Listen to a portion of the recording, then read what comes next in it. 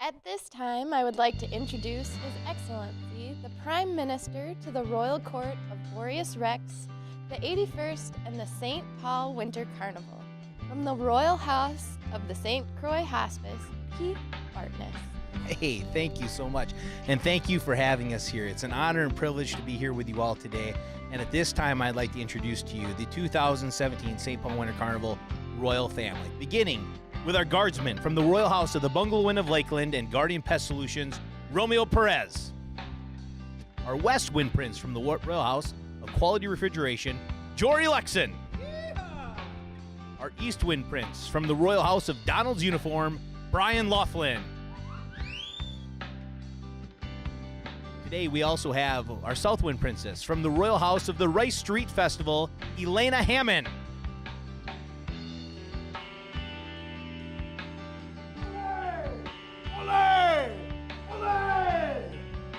La la. We're also excited, for the first time on television, we have the 2018 Klondike Kate from the Royal House of Aesop's Table, Klondike Kate, Natalia Hemingway. And now it gives me great pleasure to introduce to you the king, the true king of the St. Paul Winter Carnival, hailing from the Royal House of Bradshaw, Celebration of Life, Boreas Rex the 81st, Jason Bradshaw. Hail Boreas, hail Boreas, hail Boreas. Thank you for having us, and we look forward to sharing the story of the Winter Carnival and all this to come.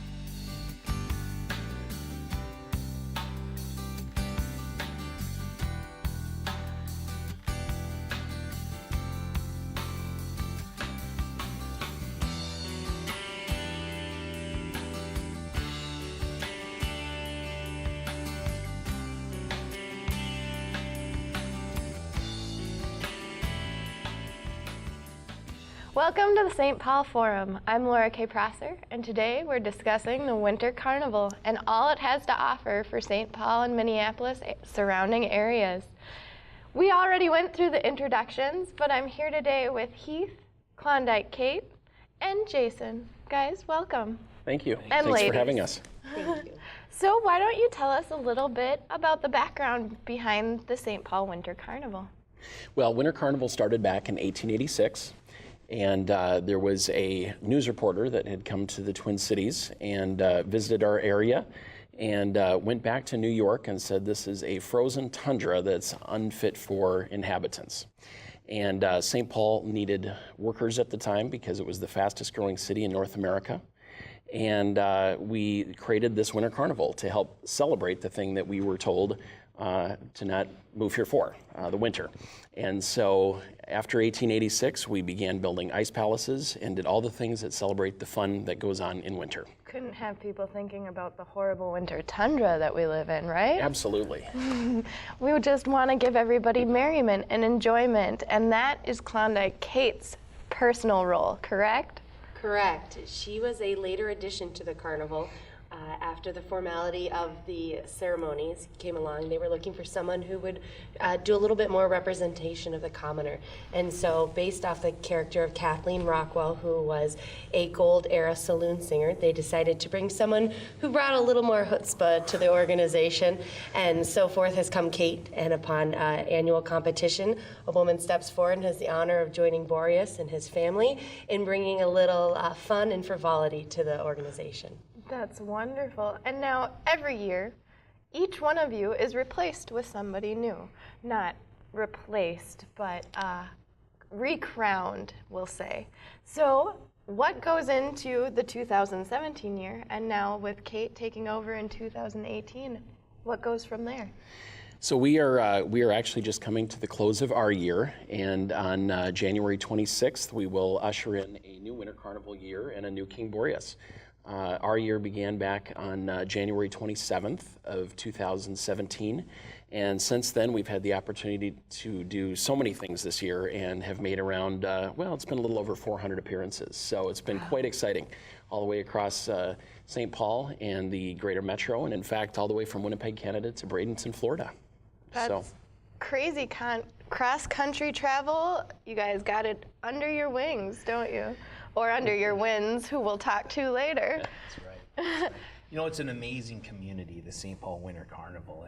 And what's unique about the carnival experience is that we're all volunteers, and we're volunteering to be ambassadors for the city of St. Paul for all things winter, the state of Minnesota, and the enjoyment of going to nursing homes and elementary schools and sharing winter stories with folks in Bradenton, Florida is very fun and very rewarding. But ultimately, this year it's been a different reward because we've been able to raise money for a nonprofit charity partner that we had called Family Means out of Stillwater. And so it's been something that we've been able to give back to throughout the year for beyond ambassadorship of St. Paul and all things fun with winter and merriment with Klondike Kate, but really giving back to a local community charity that's been really exciting this year. Well, and speaking of new things, even the Winter Carnival length has changed in this year due to the Super Bowl. Heath, why don't you tell us about some of the other changes we're seeing? Yeah, so typically the carnival's a 10-day experience, and we have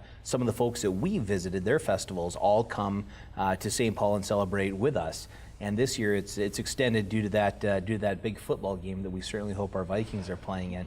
And so the carnival experience will be 17 days this year. And so it's going to be a lot of fun, not only with the multiple parades, but the number of ice fishing contests, the incredible slide that they're building out at the St. Paul State's Stadium CHS Field, the Security and Fun Run that they do. There's just a number of activities that really are very family-friendly activities that encourage folks to come to St. Paul and see what we're all about, and to really showcase as well to those Super Bowl revelers that St. Paul is not just the other city in Minnesota, but we are quite the city for sure.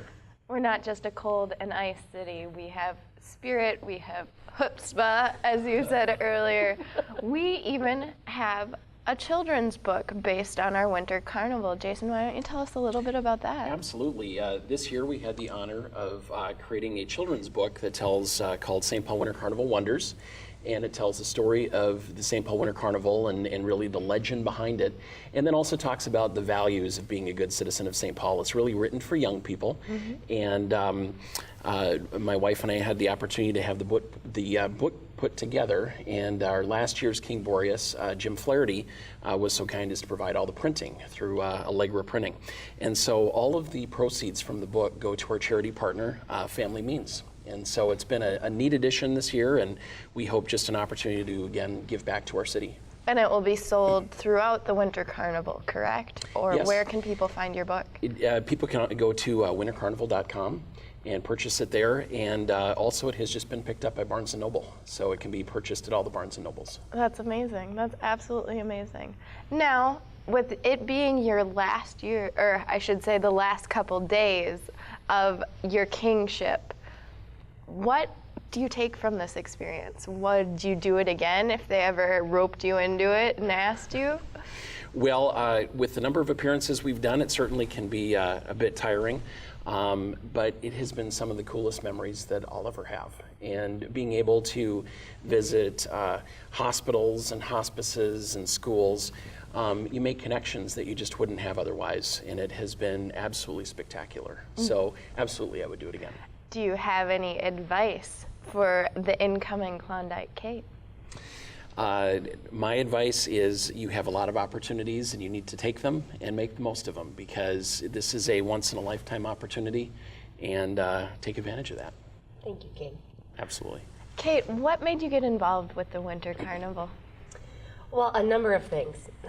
Not being originally from the area, I had heard about it and then attended a few times, and then when I became a small business owner, I started working with people that are local St. Paulians who are heavily involved in both the Winter Carnival and Kaposia Days. And when they shared with me the excitement of what it was like to be inside of this organization and what it does, and for you personally, what it leaves you the feelings with. But as you mentioned, I'm not the forever Kate, you are not the forever King. We are part of a living legend. And to be part of that and to bring that excitement to the people of St. Paul and see what that does for them, it was just something I couldn't miss out on. And when this character gets to sing and be all that she is, I just couldn't miss it. So I think it's a combination of both what it does for you, but being able to see what it does for this community and getting to experience that firsthand almost feels a little selfish. But I'm excited to do it and very grateful and looking forward to seeing you all out at Carnival. Oh, wonderful. Heath, with the last couple minutes we have, why don't you tell us about some of the events and some of the things that are the bigger draws and that people should know about outside of the Super Bowl, of course?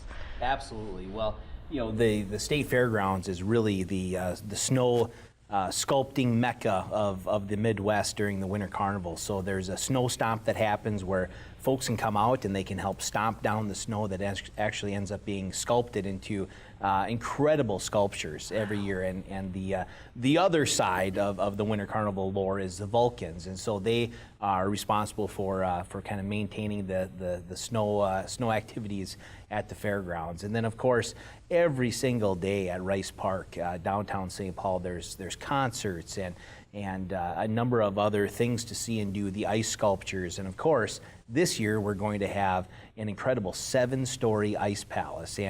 And soon to be announced, the key sponsor of that event and that spectacle is going to be highly showcased. So it's going to be an incredible experience, something that people will talk about for years to come, certainly. Where were you at? Did you see the 2018 Ice Palace? And we can say that we've had a portion and a part of building it and being there for it. And we just are so excited that people want to come out and celebrate winter. And we as Minnesotans, as hardy as we may think we really are, can really prove our hardiness by celebrating winter in the way that we do in St. Paul. Well, and just like the snow that people are stomping, the ice is Minnesota grown too, from Green Lake and Spicer, which is my old stomping grounds, and that just brings in the big state isn't quite as big as we like to think it is. It may be a great state, but it's a lot more of a smaller community based off the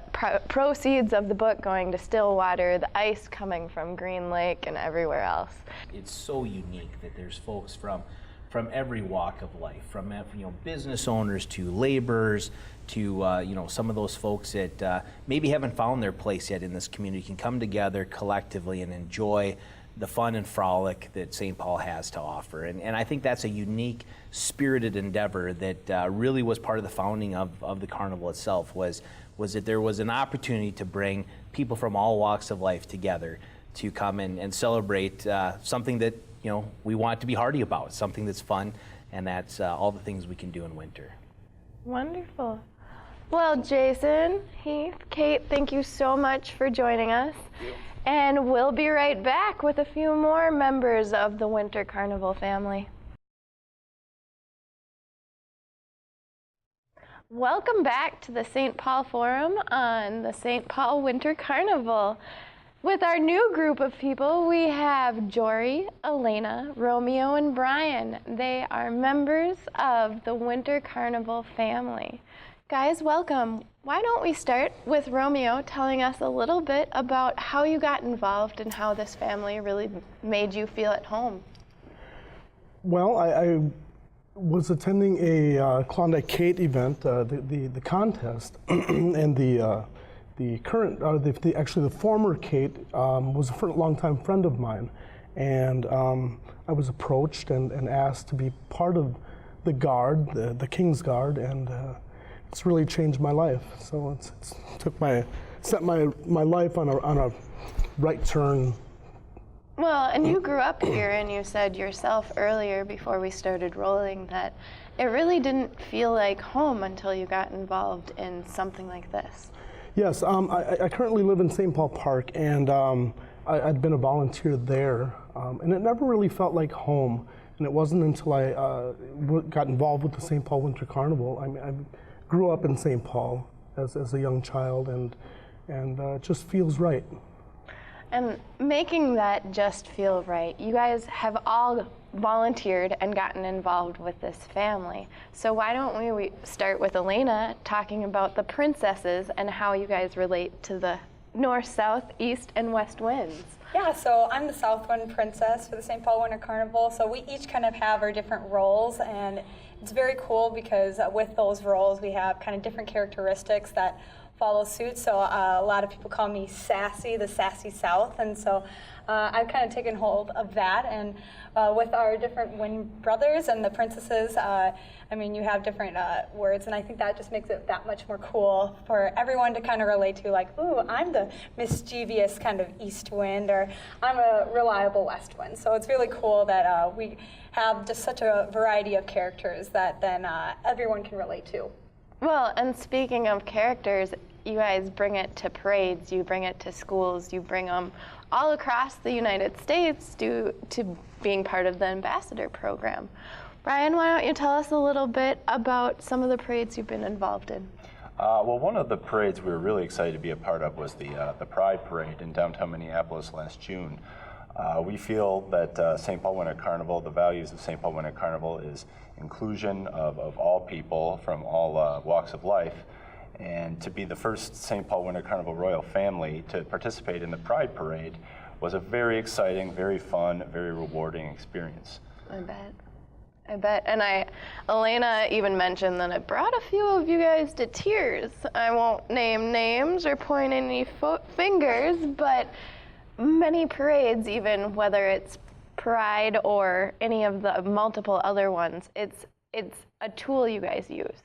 Why don't you talk a little bit about that, Jory? Well, it's neat when you go out to, we do a lot of parades during the summer. It's approximately 80 or 90. We'll have weekends where we'll have 3 parades in a day, and it's a scramble to get to each one. But it's neat when you go out to each community, because when you go in, you're a big deal to these people out there, that you're royalty, and they make you feel that way. And it's neat to go out and reach out to these other programs in the other communities and have them appreciate that you went out there for them, and even adding some parades because people were that into you at events during the 10 days. It was really a neat experience, and who doesn't enjoy a parade? So. Now, speaking of coming into communities, why don't you guys tell me a little bit about the impact you guys have, or maybe the impact other communities have on you when you go in and talk to royalty programs and the other different kinds of royalties that are across the state? Yeah, so we go into many communities, and those communities have royalty programs themselves. And so these girls are typically in the high school age or just starting college. And since we're kind of an older royalty group, I think we act as role models sometimes to these ladies and gentlemen. And so, I mean, we're trying to put our best foot forward by being very involved in our community and showing them that these values are important, to like volunteerism. And so when we're out and kind of talking to them, and we want to commend them by them representing their communities and how important that is to start at a young age. Well, and it's not just a supporting role, but many of the businesses and organizations that are involved in a volunteer basis, much like you and the Winds, they're involved all year long, and then some. Why don't we talk about the different businesses and organizations that get involved with the Winter Carnival? Well, I'm a member of a business organization, the Pain Arcade Business Association, and they have a festival every year called the Harvest Festival, and they do a parade. And historically, the Pain Arcade Business Association would send their president to be the East Wind. That would be the reward for serving as president. Of course, things have changed lately, but it's still kind of in the roots of the area where I work, Donald's uniform on Payne Avenue. Very true. And what about you, Jory? You see a lot of the businesses that once they've been involved in Winter Carnival stay involved long term. They donate a lot of time.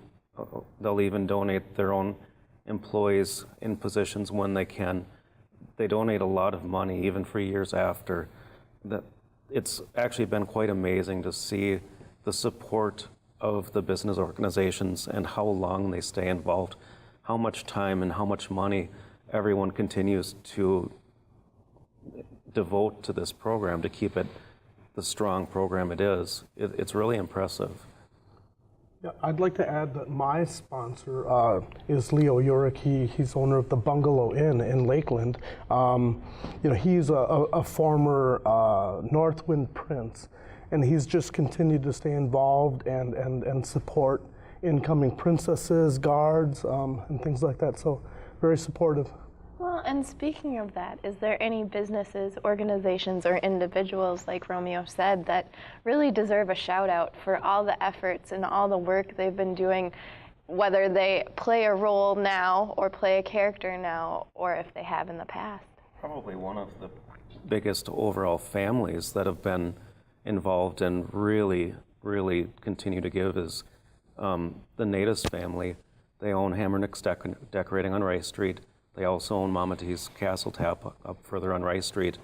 And between the parents, the son, the daughter-in-law, the entire family has been involved for years, and they're still very, very active.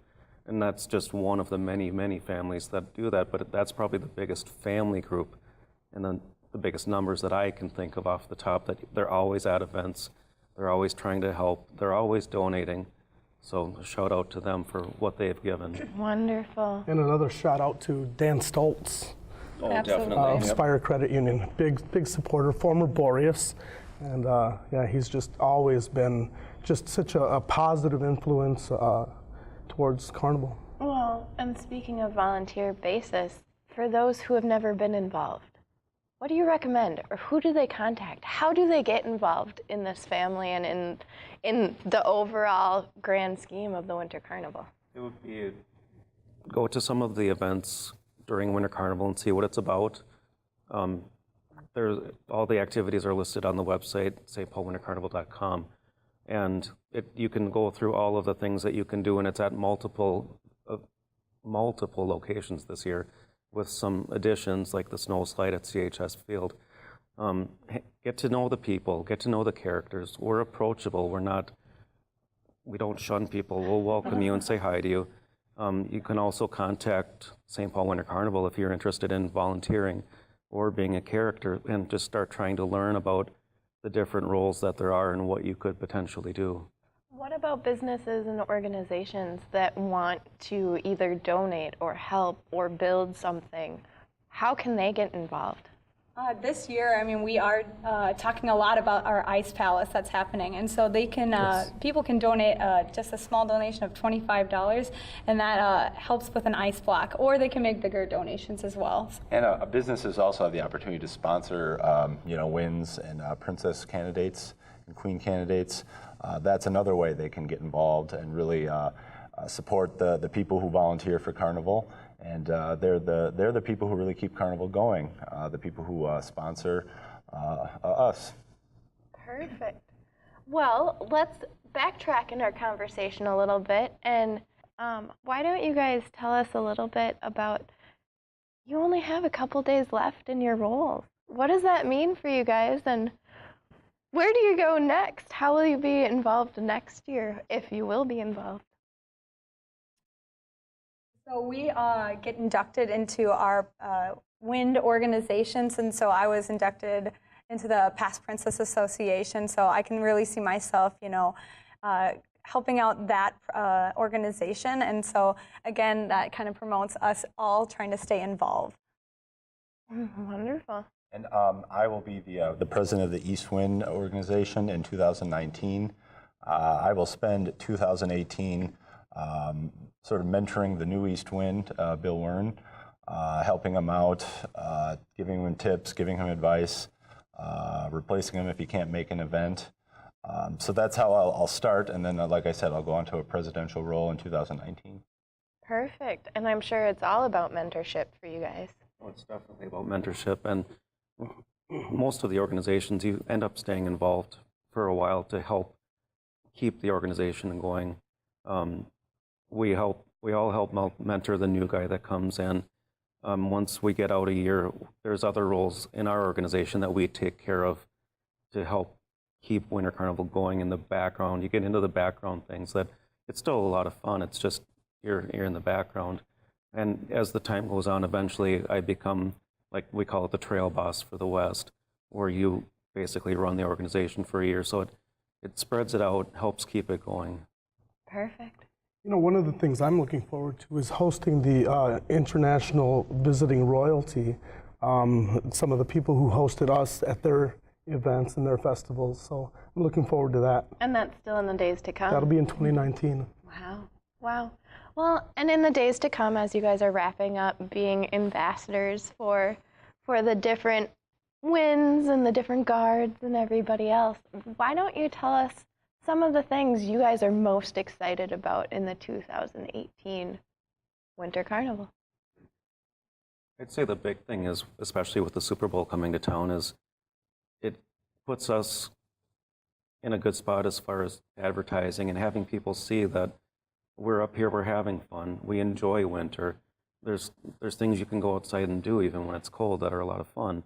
And there's some extra activities that really are there to help with the Super Bowl experience and trying to get people to embrace the Twin Cities as a whole, that we're fun up here and we have fun in the winter. So it'll be nice to have that to showcase us. Absolutely. So what's fun about winter? Say I don't like winter. I mean, we have indoor events as well. I mean, we have an event, Kids Day at the Landmark Center, so that's all inside. But so those will have like indoor activities like making snowmen. So there's all those indoor activities if you don't love the cold per se. And there's the bar stool race. That's outdoors. That's going to be fun. At the fairgrounds. Yes, at the fairgrounds. We have two snow slides this year, the one at the fairgrounds that the Vulcans are putting on, another really massive one at CHS Field. So you have sledding, and that's just the activities that are going on through Winter Carnival. In Minneapolis, we have the cross-country ski race will be downtown this year. And for outdoor activities, I've always enjoyed the winter since I was a little kid. Just being outside, the castles, I've always enjoyed snowshoeing, cross-country and downhill skiing. There's a lot of things that you can do outside in the snow to have fun. Well, and there's concerts too this year. Isn't there like a concert every night? Or close to, anyways? I believe at Race Park, Race yes. Park. Mm-hmm. What about ice golf on White Bear Lake? Isn't there ice golf on White Bear Lake? Yeah, we stopped at ice golf last winter on White Bear Lake. And they have a golf course out there so you can play golf out on a lake. You know, when you were avoiding the lake and hitting the golf balls into them earlier, now you're playing on top of the lake, only in Minnesota. Only in Minnesota. Well, thank you guys so much for joining us. Is there anything else you guys would like to touch on or talk about before we wrap up? Let's sing the carnival song. Let's sing the carnival song. Could we sing the carnival song? We could sing Yes. Carnival, come to the St. Paul Winter Carnival. King Boreas will bring the ice and snow. Don't you know? Windy Brothers have blowing north, south, east, and west Carnival. Our queen and princesses will shine like stars at night, reigning in grace and might with royal guards to fight for our winter carnival. Carnival, we love our St. Paul Winter Carnival. Volcanus Rex will bring the fire and heat to the street. Flames and torches blazing, royals are in for a hazing carnival. With Klondike Kate we'll have a song and merriment. The crew will burn in flames and play a lively game. Don't miss our winter carnival. Well, you heard them. Join us January 25th for the St. Paul Winter Carnival. I'm Laura K. Prosser, and you were watching the St. Paul Forum.